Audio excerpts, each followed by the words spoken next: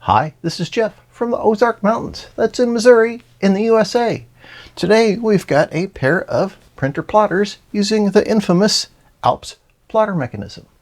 I picked up both of these last year and have not looked at them yet. This one I got at the Tandy Assembly. Now these are going to have a very similar, if not identical, printer plotter mechanism. So I thought we would look at them both at the same time, and so we can compare what's the same and what's different. Well, let's jump right in. Thanks to PCBWay for sponsoring this episode. They offer an excellent quick-turn PCB prototyping service, which now has a free upgrade to the 150-160 temperature range. They also offer a wide range of services that allow you to go from idea to a finished product, including CNC machining, 3D printing, injection molding, PCB assembly. Go on over to pcbway.com/OEM to find out more. So I've just taken the top styrofoam off each one so we can compare how they were packaged. We can see that on the Terrace 80 unit, it has a paper roll installed. I imagine it came that way since there's no place to store the paper. It has an external power supply and a place to store some pins right here. And on the MCP-40, rather similar. We can tell the mechanism's about the same. Place for the power cord right here, which was modified to be a US style plug. This was, somebody brought this back with them from Korea. Got the holder for the paper, storage for a couple rolls of paper, and storage for some pins right here. Looking at the back of the Radio Shack unit here, of course we've got our power on-off switch, a serial interface, power input, some dip switches, and a parallel interface. And if we take a look at the bottom here, there are no additional plugs here, but it looks like it was set up so you could maybe feed the paper from the bottom. That's interesting, and a nice legend for the dip switch settings. That was well thought out. And on our MCP-40, it only has the parallel interface. It has an AC input, and you can see somebody scratched off the 200 to 240 volt and have written 110 there, so they've converted this internally to run on 110 volts here in North America. And it has the dip switches on the bottom with a nice legend right there. Both of these feel well made. This one, it's got a pin, I think, rattling around in it, if I remember right. So now I guess we'll go ahead and take the covers off and look at the mechanisms and see what kind of shape they're in.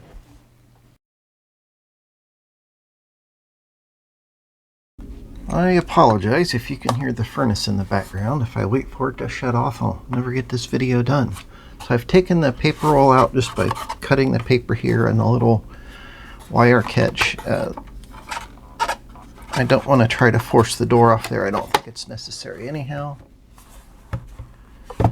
There are 5 screws, it looks like. These screws, I'm guessing, are actually holding part of the printer mechanism in, so we won't remove those at this time. There we go. Just got to get it started. Kind of got to guess that you're not prying too hard. Okay. Something is catching. Oh, all right. This corner was kind of catching on the lid. Oh, there's a pin replacement guide on the lid. Wow, this is kind of a different way to do things. Okay, so we have our back panel connectors here. Switches, this is the pin replace switch. A little fancy frame here to hold the main board. And notice that it has everything in a can. Some serious RF precautions on this guy. 7805, 7805. Couple 5-volt regulators. And then our printer mechanism itself. Now, these are just a bigger version of what you find on pocket computers and the like. The same types of problems. The pinion gears are usually split. Oh yeah, this one's cracked right there. I'll zoom you in on that. Probably the same on this side. Yep, that one's split too. The other thing that can crack is this spring-loaded gear right here. I'm trying to rotate that paper out of there, but we keep catching on the split in the gear. There we go. Okay, got him out of there. Gonna have to get my old man spectacles on here. Gotta have just the right glasses for everything now. Okay. Yeah, that seems to be fine. This side drives the paper feed roller. And it has this anti-backlash gear set up here. And those gears are spring-loaded like this, so there's no slop when it's going back and forth. There's the same mechanism here. This one never seems to be a problem, but this one, this outer gear goes through the inner gear. It's pressed onto the shaft, and that shaft tends to crack. And if we kind of rotate it around here, oh, it is cracked. Dang. Yep, I can just see it right there. Okay, well, it's cracked, but it's holding well enough right now. And while I had brass replacement gears made for here, this is a much more complicated setup here, so there are no replacements. I do have an idea of something that might work though. I just haven't had time to try it yet. Okay, so this one's fairly simple. Plan of attack is to press on new pinion gears here, and then we'll fire this guy up and see what happens. Without new pinion gears on, it's not useful to fire it up. We'll also have to put some good pins in there. Okay, let's look at the MCP-40 now. Okay, the MCP-40 with the loose pin inside.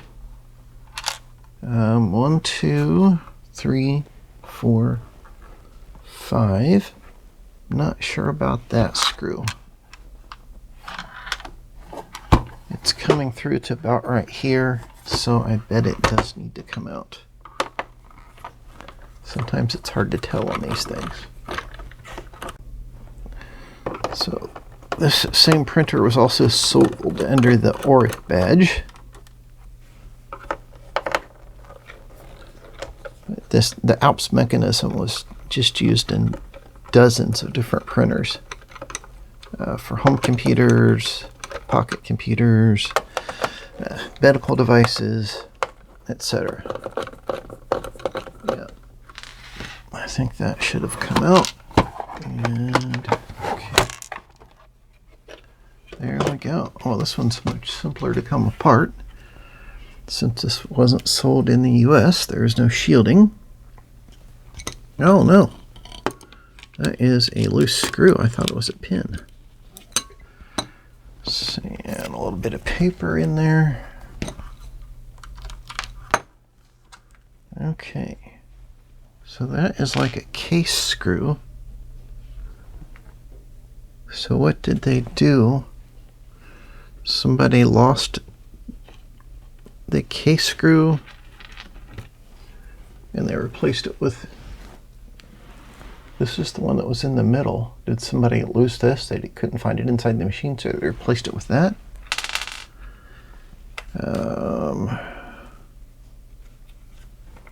got these screws here. Power supply's a little loose. Black screws there. These are different screws. Oh, this has a paper out sensor right here. Interesting.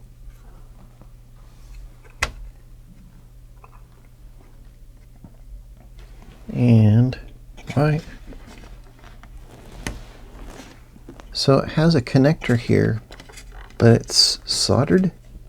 What? Well, that's strange. Did somebody break the connector so they... I wonder what they did here to convert it to 120 volts. Oh, yeah. Let me show you here. It wasn't that big a deal.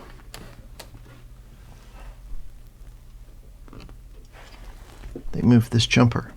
115 to 230. Common over here. Wow. That's pretty slick. So that's all you have to do. Just move that jumper around.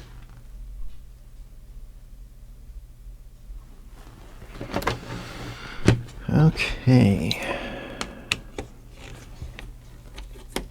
As these are loose, and this plug is funny here, I want to look under that. Yeah, that was a bodge. You see the scratching right here. Somebody must have buggered up that connector somehow. So they just soldered the wires right to there. And just inspecting the solder joints real quick. Everything looks okay. Got a 6805V processor. Some glue logic. Driver chip. Pretty basic construction.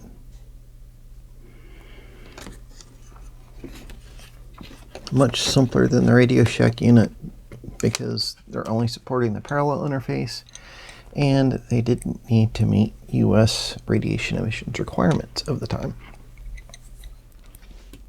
See how easily I can slip that pinion gear? It is definitely cracked.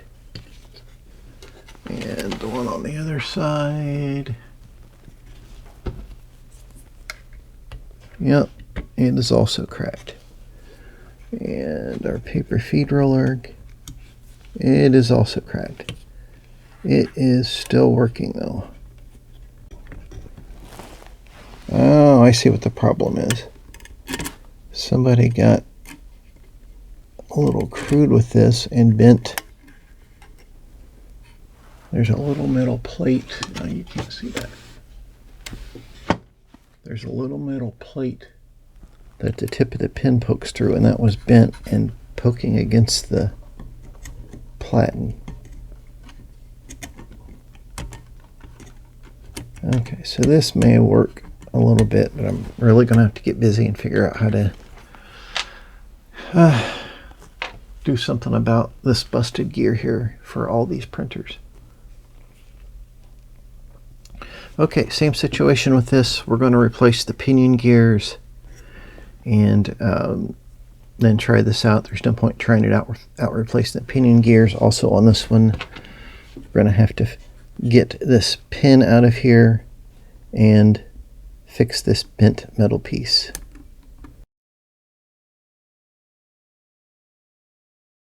Alright, we've got our printer mechanisms pulled out. This one I marked with an O for the Auric/MCP-40, even though this isn't Auric branded. And this one with an R for Radio Shack. We've got 4 new brass pinion gears. I'll have a link to these on my website in the description below.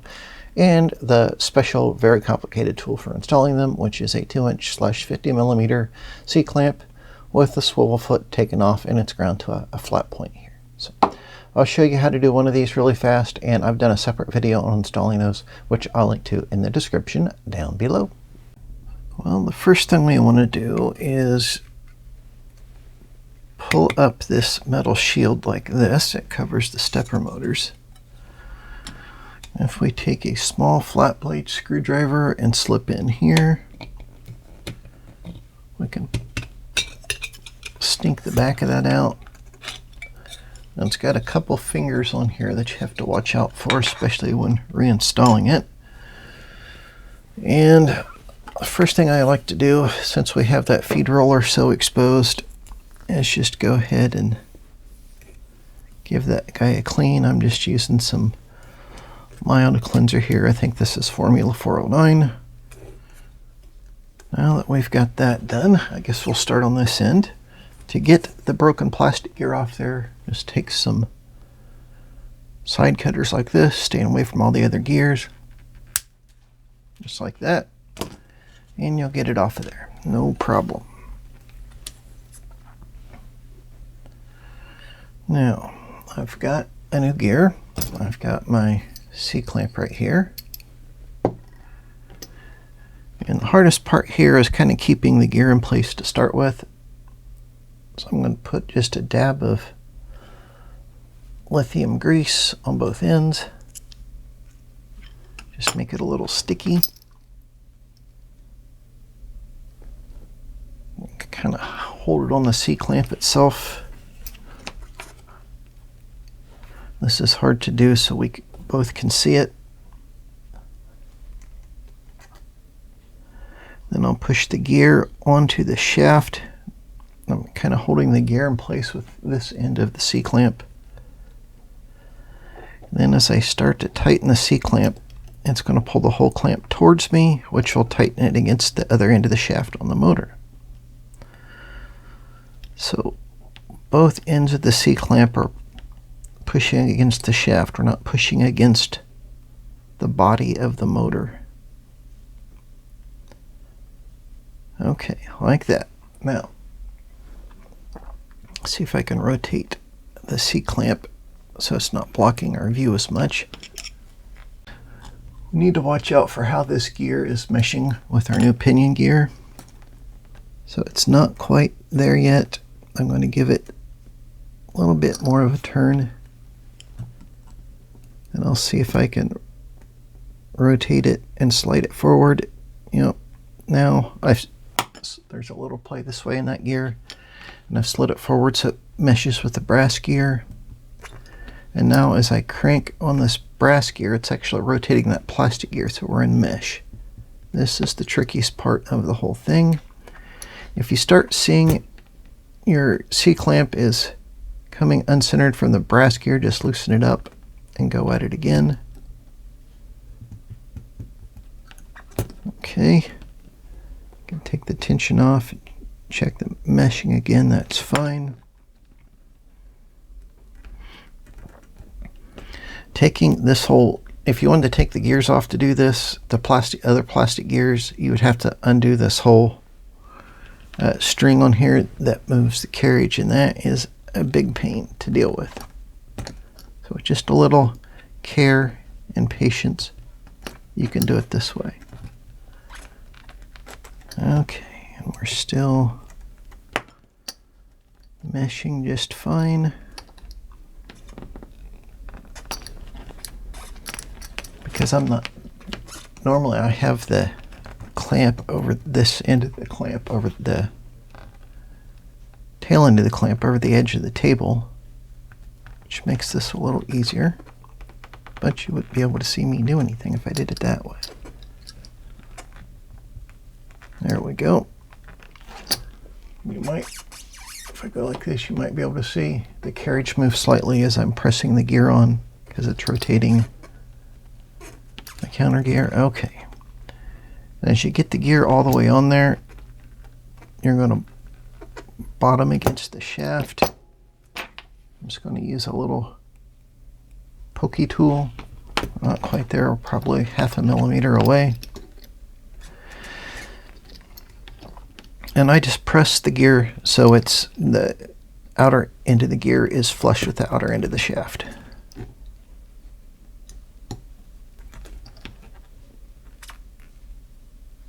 There we go. That's all there is to it.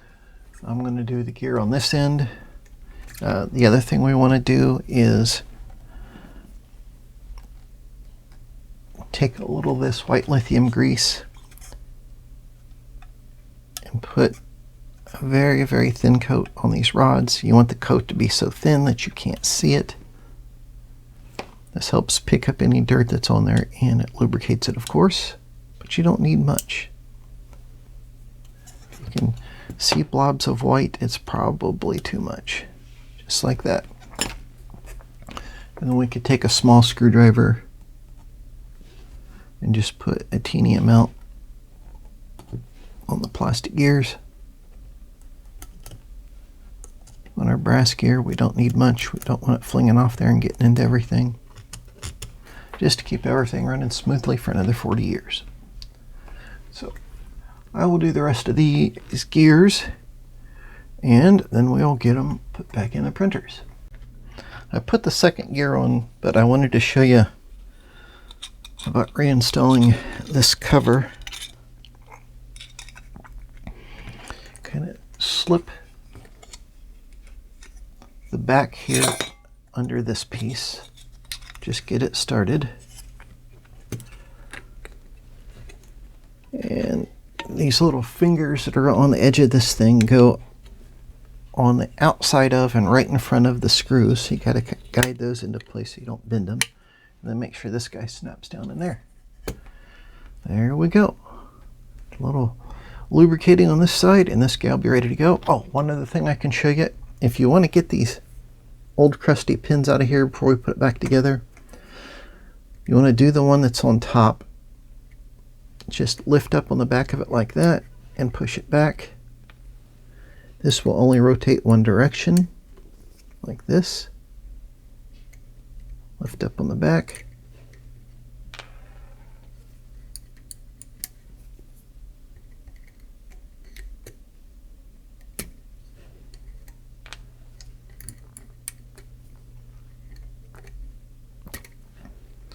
There we go. Now we got all those old crusty pins out of there.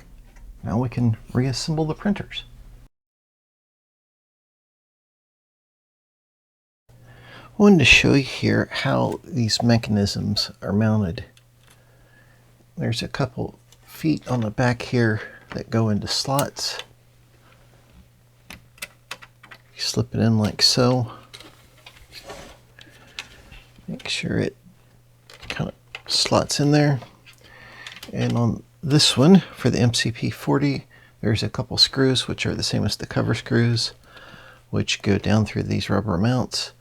On the Radio Shack unit, there is a couple of flathead screws which come up from the bottom, and there's a washer and nut on the top.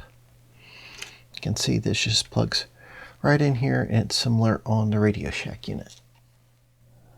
Out of curiosity, I looked at the processor used on the Radio Shack unit and notice it's the same one that was used on the MCP, and in fact this board here is marked Alps. So I bet these were both built off of the same reference design, and perhaps Alps custom designed them for each manufacturer. Other people that use this, like for the pocket computers, those were a little different because they had to be driven different.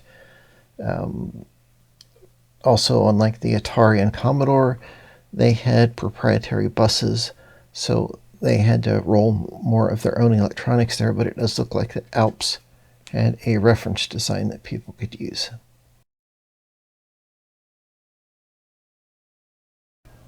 I got the cover popped back on the Radio Shack CGP-115. I haven't put the screws in it yet. I popped some pins in, and I loaded the paper. I always find it handy to trim the front corners off the paper and then feed it through. That seems to work better. And I've also noticed that these wider ones put some little pricks on the side of the paper. Maybe that's to keep it from wanting to skew, because as this plots, it can pull the paper in and out like this. Now when you turn this on, it will print 4 squares in this corner of the paper. That initial jog it does going over to that side, make sure that the black pin is up. And it does this every time you turn it on, just so you can see that it's working and that all your pins are good. And according to the manual, if you hold down power feed and turn it on, it'll do a print of the current character set. Nope, I guess I didn't hold it long enough.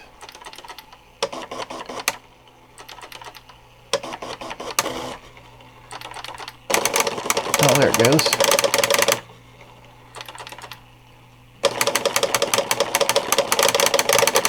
Now these are vintage pins, so they need to be used some before they'll do a really reliable job of marking. I found if you put them back in the storage tube after you're done, they tend to last pretty well. If you leave them in the printer, then they don't. I actually had left these in a printer for about a month, so some of them aren't working too well.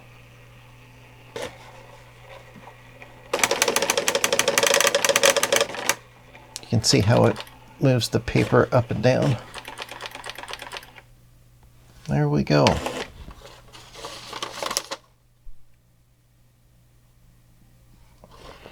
So we printed out our character set based on the current dip switch settings, and we used all 4 colors, and it's getting there.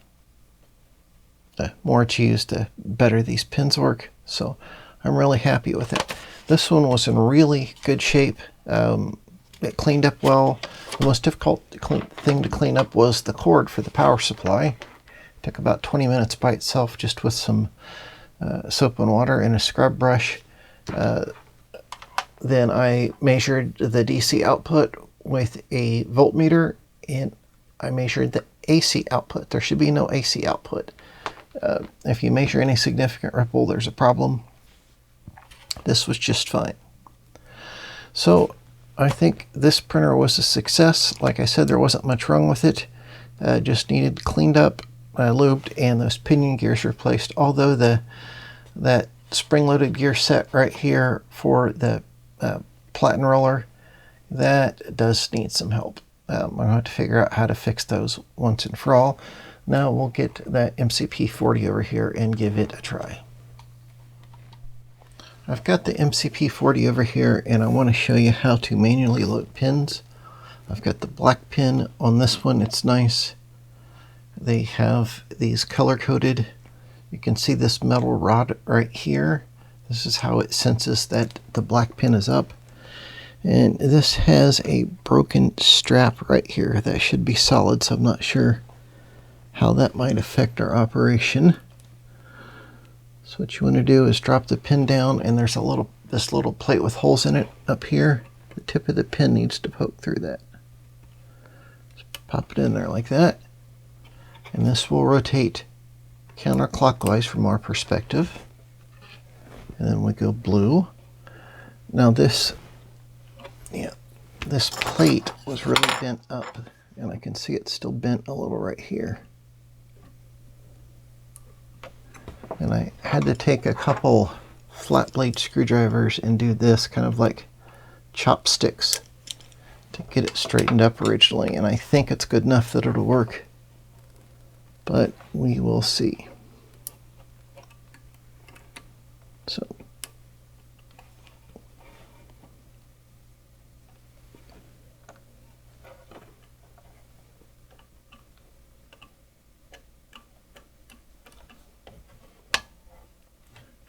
okay, there we go.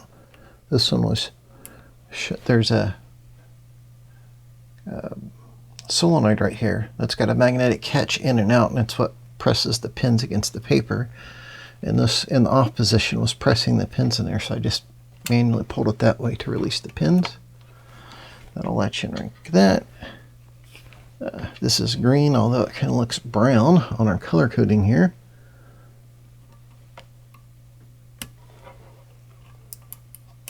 There we go. And then our red.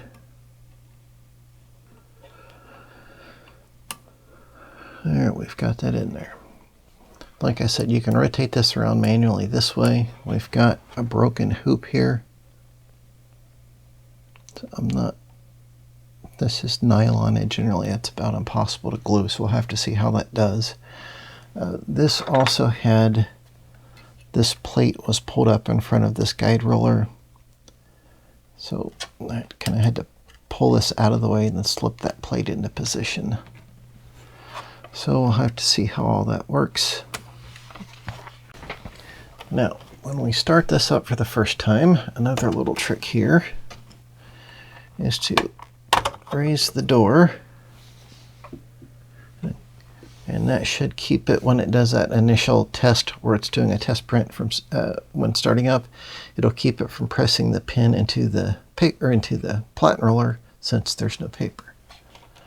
So now we should be able to turn this on. And it's rotating the pins around. Black's on top, that's good. Now this one is trying to draw on the platen roller. So this doesn't have all the smarts in it that the Radio Shack has, but it also has the paper end sensor. So it knew that paper wasn't there, but it went ahead and tried to draw on the no paper anyhow. You can see I trimmed the front corners off our paper.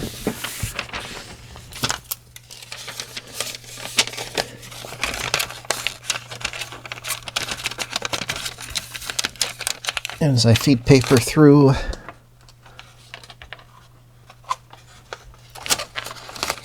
light goes out, and it may be that that paper out sensor just lights up the LED, and you know, it doesn't have any other functionality. And line feed, that's probably our paper feed.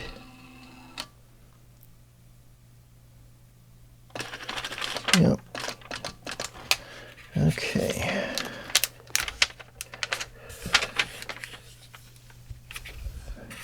Got through there kind of crooked.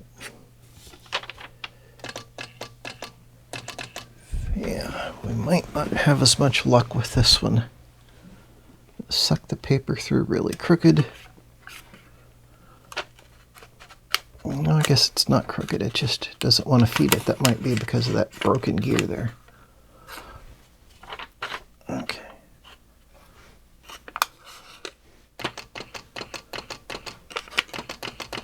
Yeah. Yeah, this gear is not gripping good enough to... Okay, well that's a disappointment. So I'm going to have to come up with a fix for that broken gear before we can do any other testing on this guy. Yep, it has the little holes in the edges of the paper here. But otherwise it seems to function okay. It's finding the pin up position, the black pin up when it starts. It's engaging the stepper motors. The paper end works. So I'm really encouraged by that. I don't have any more spare of these paper feed gear sets, so I'll have to find a way to fix those. I think now though we need to try to find a more extensive way to test that Radio Shack printer rather than just using the self-test. So let's see what we can do there. Well, we're over at the retro kitchen table, turned retro computer table, and we're going to test out the Radio Shack CGP-115 printer plotter with the Commodore 64. Figured, why not? I've got it all here set up anyhow. I took one of the example programs from the CGP-115 manual and just changed a few things so it would run on the Commodore 64, how you open up communication with the printer, that type of thing. Very little changes actually needed. It's relatively simple. So here we've got the printer. We've got the printer interface for the Commodore 64 by Cardco. I've got my little SD to IEC here, and I'm using a homemade, very chintzy IEC hub to plug everything in, and of course the Commodore 64. So I will get you zoomed in here on the printer so we can watch this graph print out. It's pretty exciting. Okay, here we go. First, making sure it's using the black pin. It's going to print our axes. It's some text to label them. Now let's change into the blue pen and it'll print the graph. So we have our sales graph for 1982. Now, compared to any other sort of plotter you might find at this time period, this was a really cheap way to go. And this is a relatively wide printout for this time too. So it does a pretty darn good job, I think.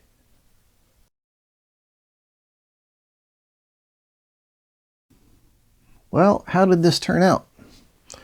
Well, both printers cleaned up really well. The CGP-115 works. It does have that cracked hub on that spring-loaded gear set for the paper feed.